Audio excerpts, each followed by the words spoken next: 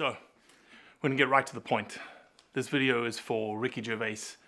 And for all the hunters and non-hunters out there, we want you to get this in front of Ricky Gervais. Ricky, I'm a huge fan of yours. I think you're incredibly funny. I think your content is well thought out. I think it's poignant. And I think you tackle topics that drive straight to the heart of some issues that people just don't want to talk about. I think your comedy and your belief system is tied to first-hand experience or something that you've actually researched. So for the life of me, I can't understand why you support the banning of trophy hunting. You've actually branded it humanity at its very worst. You know, I'd love to know why. And I think I have a pretty good idea of why you make that assertion. You see, I think that your experience is based on trophy pictures, this dead animal with a hunter smiling behind it. Inherently in hunting culture, that trophy shot is a memory shot. It's a memory of the hunt, but you're not getting the story behind the picture. And yes, without context, the story, the consequence behind that picture makes no sense. I get it. I can also only assume that you believe hunting to be unethical and unsustainable. But if you understood the context of hunting, the consequence of hunting, i.e. the conservation tied to hunting, then you may be able to understand. Because you see, it's actually conservation hunting, i.e. the consequence of hunting. It's not trophy hunting, which is the outcome of hunting. So I'll give you a couple of facts. Trophy hunting bans have happened already. Tanzania, 73 to 78, Zambia, 2000 to 2003, and Kenya's wildlife has been banned from a hunting perspective since 1970s.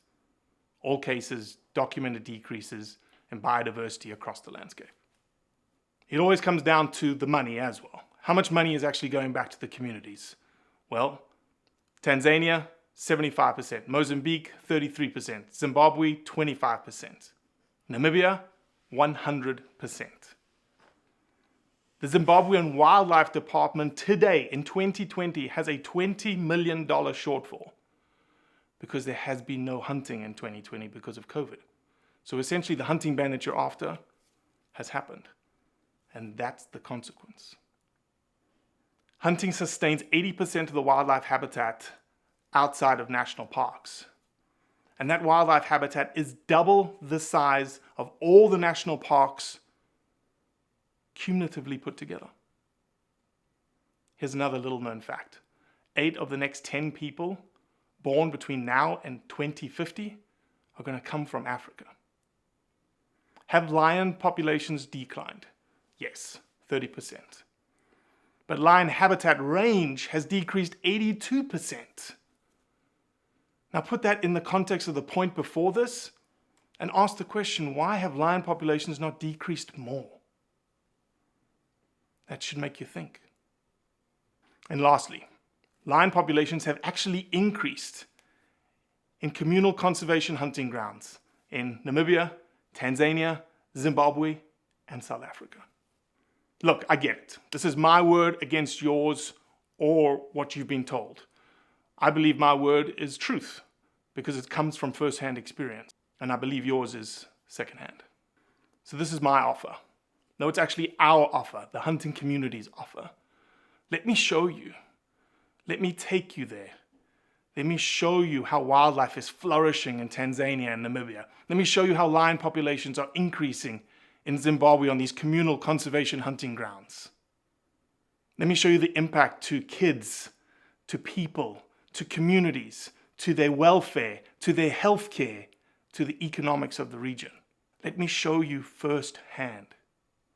Let me give you the first-hand experience that then will allow you to inform your opinion. Look, there's no expectations here. Everything's on the table. Every single conversation is on the table. All the curtains will be pulled back. We just ask for an open mind. This trip, this experience that we want to give you is completely on us. Again, no expectations on our part or your part. And if after the experience, your opinion is exactly the same, so be it. We won't change it because we've shown you what we believe in.